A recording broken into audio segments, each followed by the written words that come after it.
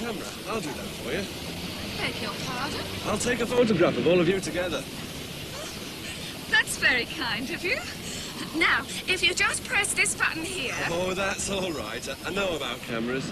I'm a professional photographer, you know. Oh, well, in that case, I don't need to explain anything, do I?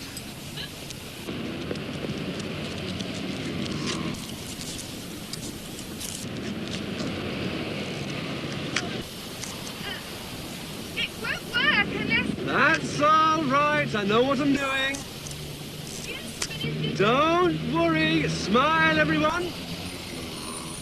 It won't work unless you take the lens cap off. Oh.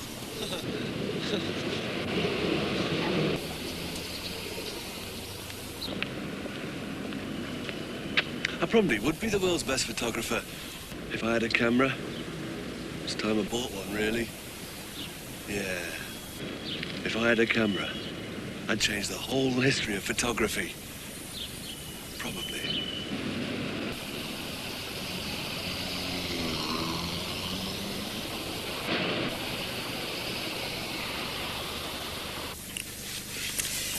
Prodip?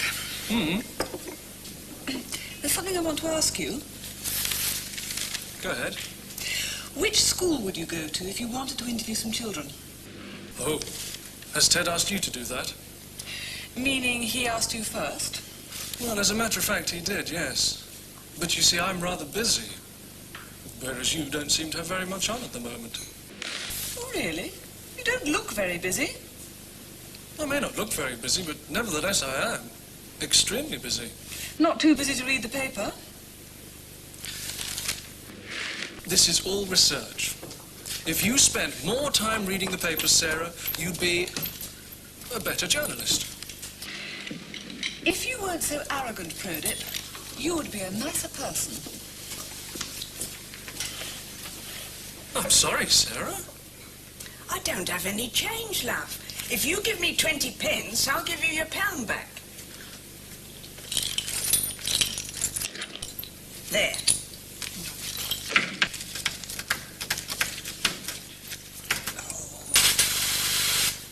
Have you decided on your daughter's wedding present yet, Mrs. Belmont? Oh, no, isn't that awful of me? The wedding's on Saturday and I still haven't bought anything. I can't make up my mind. I find these big stores so confusing, don't you? Well, if you're having any problems, let me know. I know this wonderful shop in Camden Town where I always go if I'm going to buy presents. Oh, what's it called? It's called Charades. Isn't it very expensive? It's a bit expensive, yes, but still it's worth it.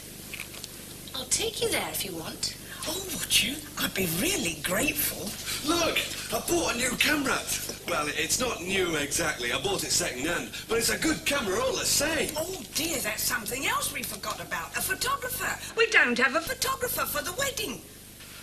Ah, is that Sarah's report on, Yeah, it is. I love horses. Why didn't you ask me to do it, huh? I was brought up with horses. Oh, well, of course. If I'd known that, I'd have asked you to do it. If you'd have asked me to do it, I'd have done it. Yes.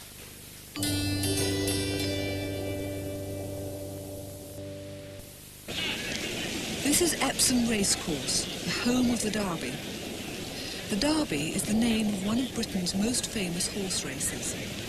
It's held every year on the first Wednesday in June. Traditionally, the Derby is known as the People's Race. One of the best ways to see the race is from an open-top bus. It attracts racing enthusiasts from all, well, almost all, walks of life.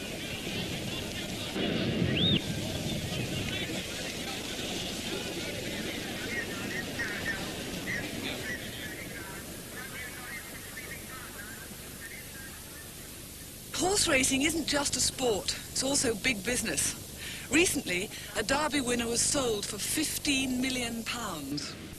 So a great deal of care and effort goes into training and looking after horses.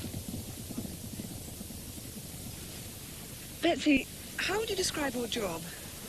Well, mainly we look after the horses, ride them out. Are you a stable girl? Yes. Are you in charge of Yes. everyone? Right. Do you mostly have flat racers or jumpers? Being a small yard, we have dual purpose horses that can win on the flat and win over jumps as well. Does that make the racing season longer? More or less all year round, yes. Oh, I see. Because when the flat finishes, jumping started. So that takes you through the winter. How early do you have to get up in the morning? About 6, we come in, you check the horses have eaten up, you muck them out, and then you get your tack on, and you get first lot out, you bring them, as you see them, bring them up the downs, and you work them, you take them back, do them up, they get fed, then you have your breakfast, and then you come out, do it all over again, till you're finished. And what about a day before a race? Does a horse get a lot of exercise or... Well, it's gradually worked up. The trainer sees to all that. He knows how much work to give a horse. And they gradually work up until the day before they run, until they're fit. And what about the day after? Oh, staying. They just get laid out, have a pick. Do they have And that's a day an off? easy day. An easy day for a couple of days.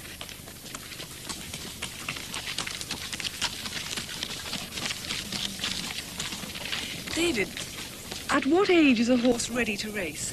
He's ready to race when he's a 2-year-old. He would be purchased probably in the autumn of the preceding year, and he would be ready to race, an early 2-year-old would be ready to race about May of the following year. How do you train a horse for racing? Well, he's normally bought, as I said, when he's about 18 months old. He is then broken in, which involves introducing him to tack as saddle, bridle, and eventually a rider on his back. And once he's used to that, he then goes along with other 2-year-olds until they get used to going together. Then they gradually do faster and faster work until they're ready to be introduced to the racecourse. How do you monitor its progress? Really by eye and by the guidance of the boys that ride them. They know, they get the feel of it, they can tell whether an animal is forward or backward, and you can see by the way it works at home whether or not it's ready to run or whether it needs a bit more time.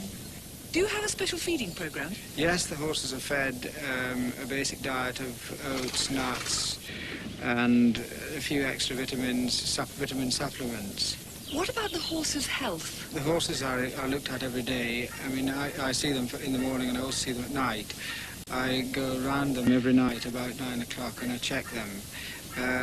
Normally a horse will tell you itself whether it's well by physically looking at it. Is its coat well? Is it got a bit of sparkle about it? Is its eye bright? And just natural things. The other things that are done is that you can look at the horse and see whether it's eaten its food. If it's eaten its food, then the indications are that it's healthy. You would also check it for worms every now and again, check its teeth, and that sort of thing, and generally make sure that the horse was well in itself. As far as ailments go, then they're normally, in the course of a day, minor cuts which can be dealt with by antiseptic lotions, powders, disinfectant sprays, etc. More serious injuries, obviously, the veterinary surgeon would have to be called. Do you become very close to the horses? Yes, one has to. It's important to try and get to know them a bit individually so that you can try and hopefully get the best out of them and hopefully know what their abilities are. The stable boys, they must become very attached to the horses too. Yes, I think that's right. I mean, obviously, if a boy is looking after a horse that is winning him races and he's temperamentally a character or a friendly sort of horse or whatever it might be, then certainly there's an attachment. All the horses get looked after equally, but there are bound to be favourites. That's unavoidable.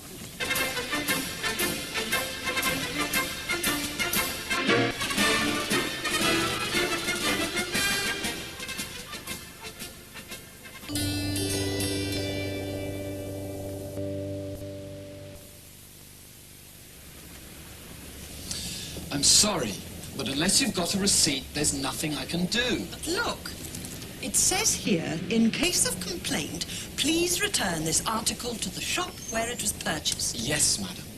But the shop rules clearly state that I can only exchange an article provided the customer is able to produce a receipt. Otherwise, we've no way of knowing where you bought it. If you're not prepared to help me, young man, I'll complain to the manager. As you wish, madam.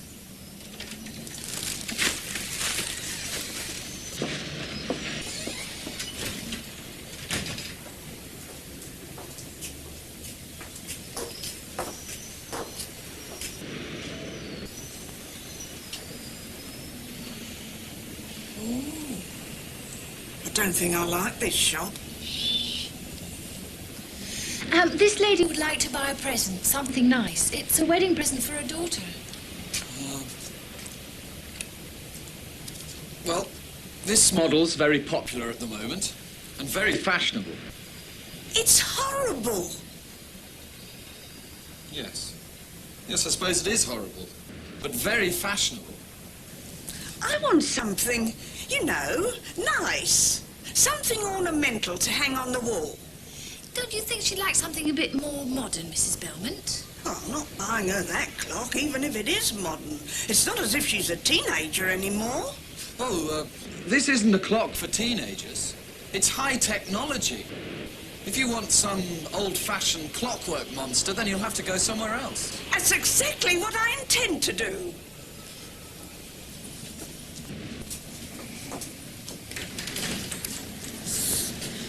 Sorry about that. Oh, that's all right. Somebody gave me one of these. I wouldn't want it either. But don't tell the manager I said that.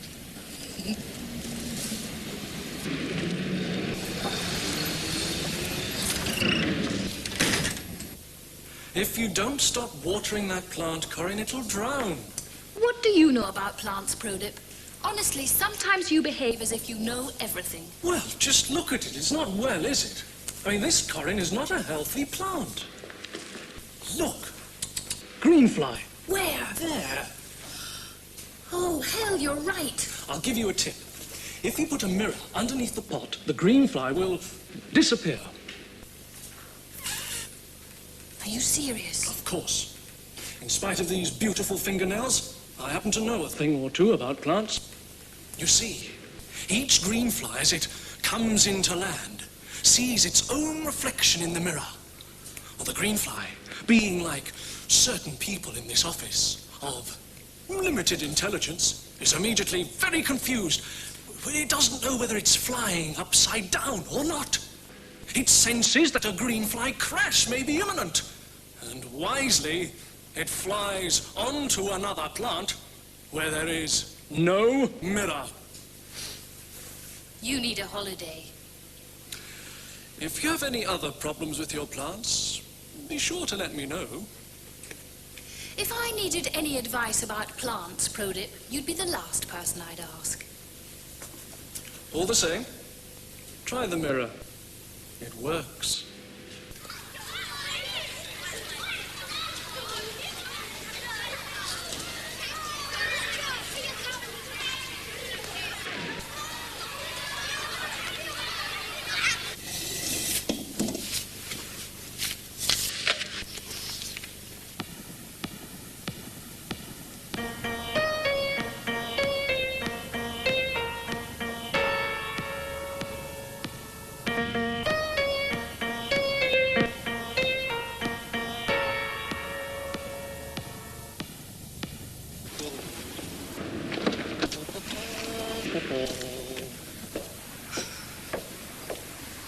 If we're trying to solve a murder, we're not being very successful, are we? If you say so. Yesterday, I thought we were really getting somewhere. Oh. Well, we had two leads. One was an airline pilot. He flew out of the country last night. The other was a hotel waiter, and now he's disappeared. Perfectly true. Well, let's get going, shall we? Look, we can't do anything about Alec Lee. He's out of the country. So we'll just have to wait till he comes back again.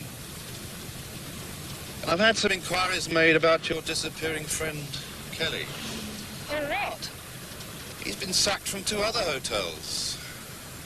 As you know, he was rude to customers and rude to everybody, it seems. Well, that doesn't prove anything, does it? Maybe not. But when he knew he'd be sacked from his last hotel, he threatened the manager. Threatened him? Yes, he said he'd tell the police everything that was going on in the hotel. And the police have heard nothing. Oh.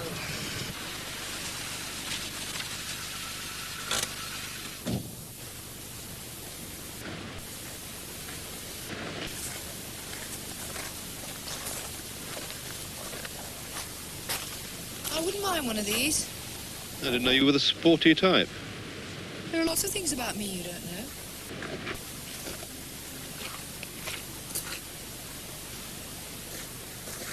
I'm here. Mrs. Gibbs. Sorry to have to disturb you again. What do you want? We'd like to have a look round. If you don't mind. You mean search the house? Yes. I'm sorry, Mrs. Gibbs. And if I say no, I don't want you in my house? Then I'd have to say that we have a warrant. Well, if I can't stop you, you'd better come in.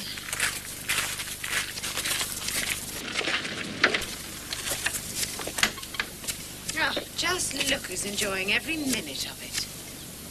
Now, Mrs. Gibbs, there's no need to get upset. Well... If we could start, Mrs. Gibbs, we won't take long.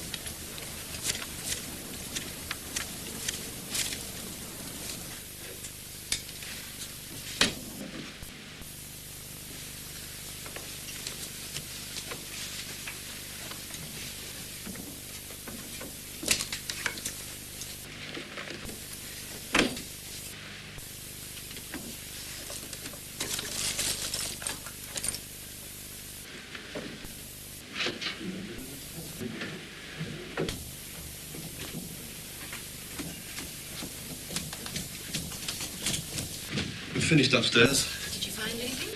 Not really, no. If you don't mind, we'd like to have a look down here. Please do. And then outside.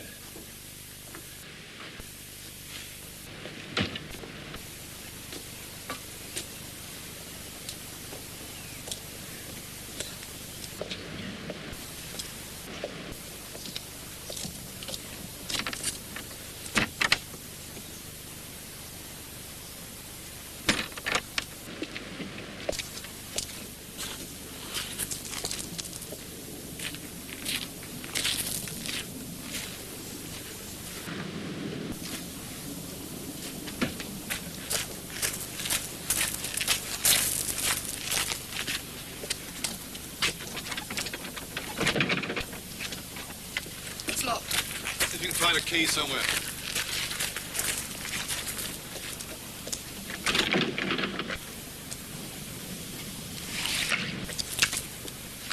There isn't one.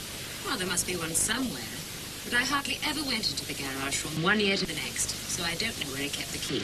Might it be in his desk?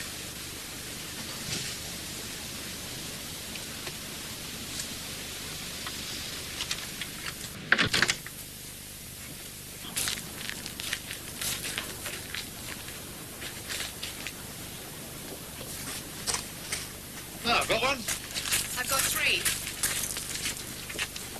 Funny, people fill up their garages and then complain that there's no room for their cars. Nope. If that one doesn't fit, we'll see how good you are at breaking in. No, we won't. Well. So now we know.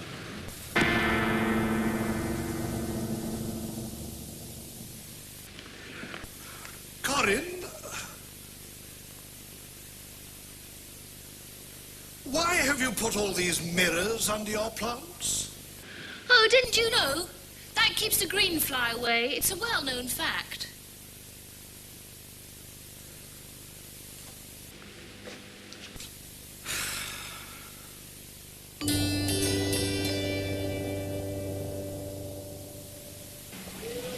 This is a London primary school. It's an old building and there are many quite like it here in London.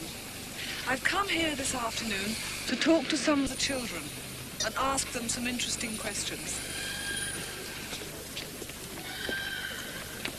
Well, would you like to answer some questions? Good. Well, let's pretend that you're in a boat, all alone in a boat, and you're sailing across the seas. Suddenly, the boat bumps into a big rock, and you find yourself shipwrecked on a desert island.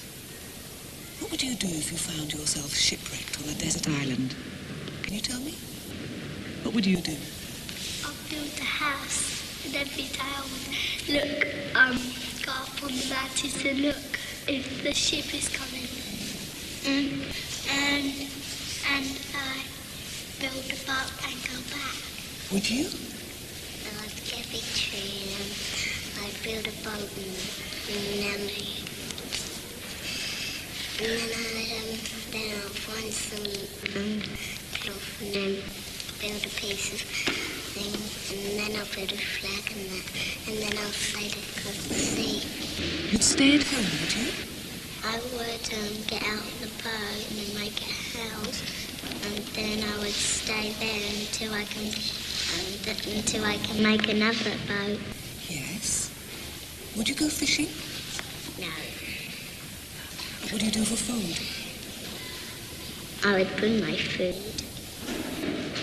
I would find some bricks and build a house.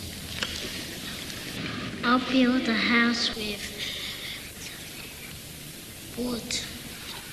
I would build a house with sticks and I would go fishing and get fish to eat. Now then, tell me, what would you like to do if you were a magician? If I was a magician, I would like to turn a cow into a school. A cow into a school? What would you buy if you had £1 million? I'd buy some grapes. £1 million worth of grapes? Yeah, I'll get all the grapes for myself.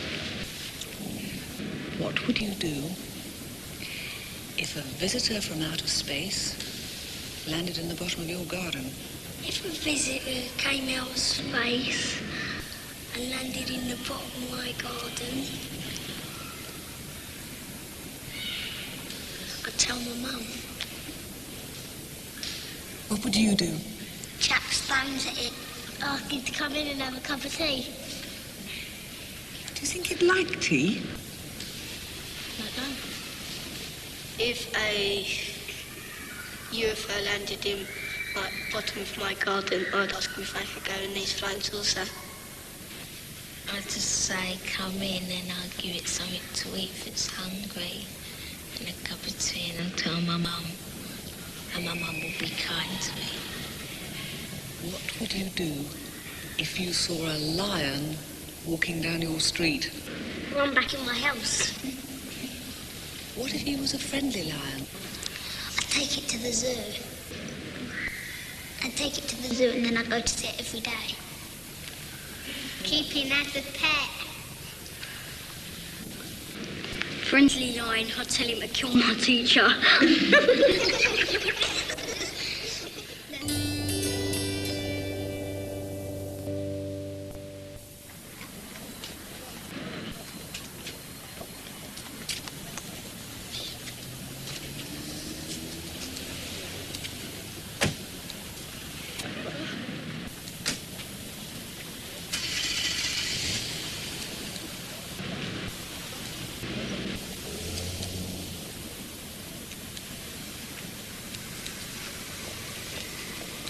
Excuse me, but are you the photographer? Oh, yes, I'm the official photographer. Well, I hope you don't mind if I give you a little advice. No, not at all. Well, you see, I don't know how to put this, but if you don't take the lens cap off the camera, you won't get any pictures.